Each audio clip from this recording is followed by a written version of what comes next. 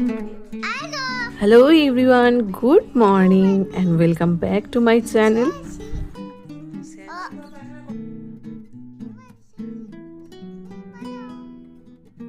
তো এখন তো আছি আমি মায়ের বাড়িতে। তো আজকে বলতে পারো এটা একটা ডেইলি ভ্লগই শুট করছি। সো মায়ের বাড়িতে আমি সকাল থেকে কী করি সেটাই আজকে তোমাদের সাথে শেয়ার করব।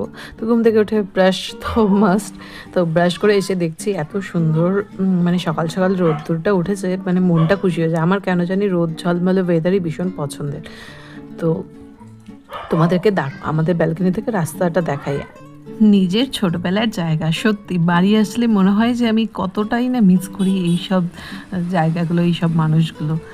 মানে সত্যি নিজের বাড়িই হয়। তো ছোটোবেলাটা যেহেতু আমার এখানেই কেটেছে, তো এটার সাথে প্রচুর ইমোশন জড়িয়ে আছে। আর কিছুদিন পর যেহেতু চলে যাব, তো এই ভিডিওগুলো দেখেই তখন হয় মানে মনটাকে হয়তো বোঝাতে পারবো। এই দেখো সকাল সকাল উঠে পুজো দেওয়াও হয়ে গেছে। তো আজকে মনে হয় আমি যেদিন শ্যুট করেছিলাম সেটা সোমবার ছিল। তো সোমবারে ওই মানে কি আমাদের যেহেতু ছাদে মন্দির আছে শিব ঠাকুরের, তো সেই জন্য ঠাকুরকে একটুখানি এই যে ভোগ দেওয়া হয়েছে। আমার সকালে উঠে না মনে হয় কি ঘর পরিষ্কার যেন থাকে, আর তার সাথে সাথে যেন সকালে উঠে স্নান করে পুজোটা দেওয়া হয়ে যায়। মনে হয় কি তাহলে আমার সব কাজ হয়ে যায়। আর মনে হয় কি একটা আলাদা রকমের একটা পজিটিভিটি আমি ফিল করতে পারি সকাল সকাল পুজো দিলে না, আমার একটা মনটাই আলাদা রকমের লাগে। কারণ কি ছোটো থেকে যখন আমি এই বাড়িতে ছিলাম, যখন আমি বাইরে মানে পড়তে যাইনি, তার আগে না এই পুজোর দায়িত্ব আমারই ছিল। তো আমি কী করতাম, সকালে উঠেই আমি আগে ঘর ফরগুলো পরিষ্কার করে পুজো দিয়ে নিতাম। যেহেতু বাবা ছোটোবেলায় চলে গেছিলো, সেই জন্য মাকেই বাবার ব্যবসাটা দেখতে হতো, তার সাথে সাথে আমাদের। আর আমার দায়িত্ব ছিল পড়াশোনা করা, তার সাথে সাথে বোনকে দেখা আর বাড়ির দায়িত্ব সামলানো। কারণ বাবা মারা যাওয়ার পর সত্যি আমাদের অবস্থা অনেকটাই খারাপ হয়ে গেছিলো। তখন একটা হাউস হেল্প রাখা আমাদের পক্ষে সত্যি পসিবল ছিল না। তাই জন্য তখন মানে আমি সমস্তটা দেখতাম। অনেক ছোটোবেলার কথা বলছি। তারপর তো মানে যত দিন গেছে মা ব্যবসাটাকে দাঁড় করিয়েছে, তারপর গিয়ে আমরা এতটা ভালো জায়গায় পৌঁছতে পেরেছি যে একটা হাউস হেল্প রাখার পাশাপাশি মানে মা দুটো মেয়ের বিয়ে পর্যন্ত দিতে পেরেছে। কারণ প্রথমে ভেবেছিলাম হয়তো সেটাও পসিবল হতে পারবে না, কারণ আমরা একেবারেই নিঃস্ব হয়ে গেছিলাম। তো সেই কথা আরেকদিন বলা যাবে, সেই গল্প আরেকদিন করা যাবে। তার আগে দেখো এদিকে ঝড় উঠেছে আমাদের এখানে, আর মেয়ে ওখানে ঘুমোচ্ছে, কারণ মেয়ের একটু না জ্বর এসেছে। তো সেই জন্য মেয়ে এখন মানে কি তাড়াতাড়ি ঘুমিয়ে গেছে, খায়ও নি রাতে, ঘুমিয়ে গেছে, বমি টমিও করেছে, তো সেই জন্য মেয়ে ঘুমিয়ে গেছে। আর এইদিকে দেখো ঝড় উঠেছে।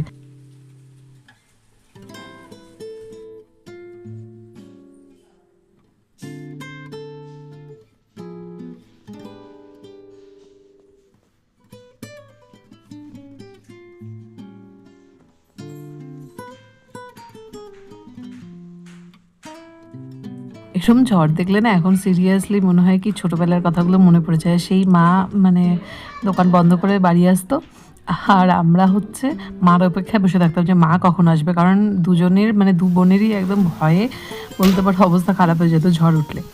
তো এই যেহেতু এখন মা আর আমিই আছি বাড়িতে একা, তো সেই কারণে এই যে মা গেট ফেট লক করে দিয়েছে। আর এটা ছিল তার দুদিন পরের বলতে পারো ক্লিপ। কারণ কি তার মাঝখানে মেয়ের শরীরটা না প্রচণ্ড খারাপ হয়েছিল।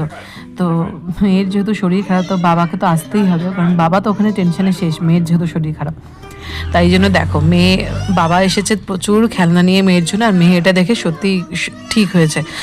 কারণ কয়েকদিন যা শরীর খারাপ গেছে, মেয়ে জাস্ট বিছানা থেকে উঠতেই পারেনি। তো যাই হোক ওর বাবা আসা তো অনেক ভালো হয়েছে, কারণ এতটাই শরীর খারাপ ছিল যে ডাক্তারের কাছে মানে ইমার্জেন্সিতে আমরা রাত্রিবেলা পর্যন্ত নিয়ে গেছে। তো ওর বাবা যদি না থাকতো আমি তো টেনশনে শেষ, কারণ আমার পক্ষে টেনশন হ্যান্ডেল করা জাস্ট ইম্পসিবল।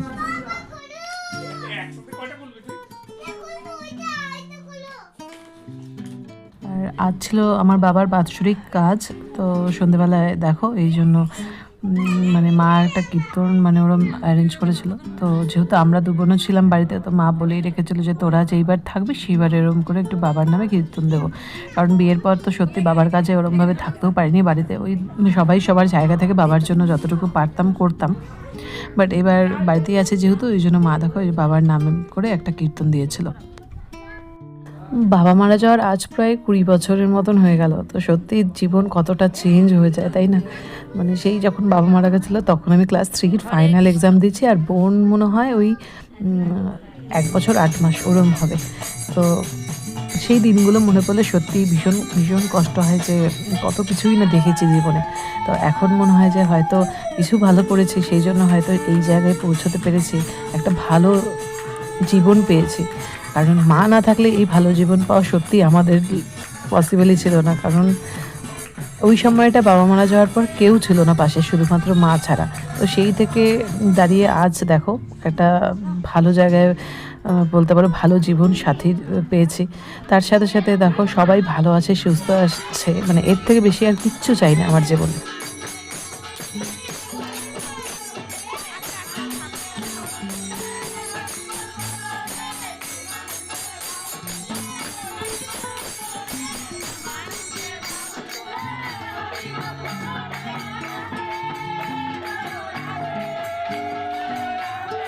কীর্তন তো প্রায় শেষ, এখন ওই সবাই প্রসাদ নিচ্ছে।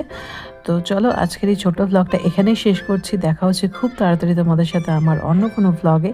তো সবাই ভালো থেকো, সুস্থ থেকো, টাটা, বাই।